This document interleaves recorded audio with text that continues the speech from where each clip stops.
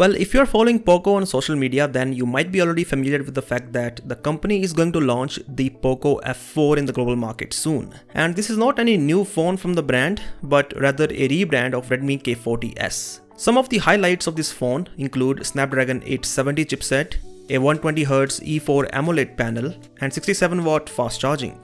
But along with the Poco F4, the company is going to launch another phone. That phone is named the Poco X4 GT.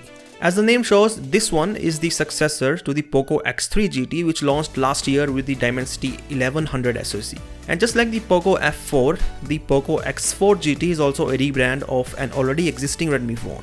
So this is the same phone as the Redmi Note 11T Pro that is already official in China. All of this was confirmed today as we got the official renders of the Poco X4 GT and also its spec sheet. Design wise, the Poco X4 GT is the same as the Redmi Note 11T Pro.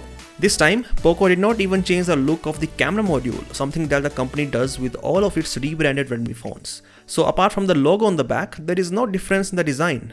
Just like the Poco X3 GT, the X4 GT has an LCD, not an AMOLED. This time, however, the refresh rate is 144Hz compared to 120Hz. It is a 6.6-inch LCD with a Full HD Plus resolution and Gorilla Glass 5 protection. The main USP of the X4 GT is performance because it has the MediaTek Dimensity 8100 SoC and that is paired with LPDDR5 RAM and UFS 3.1 storage.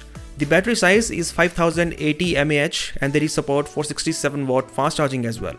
Finally, the camera setup includes a 64MP primary sensor, an 8MP ultrawide and a 2MP macro.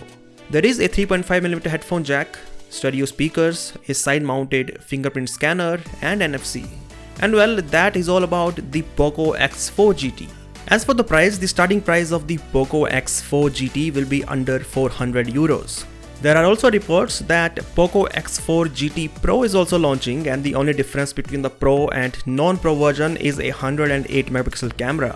Similarly, in India we will get two phones named the Redmi K40i, which is a rebranded Note 11T Pro, and the Redmi K40i Pro, which is just K50i with a 108MP camera. This is interesting because the last time we saw the Redmi K series in India was when the K20 series launched in 2019.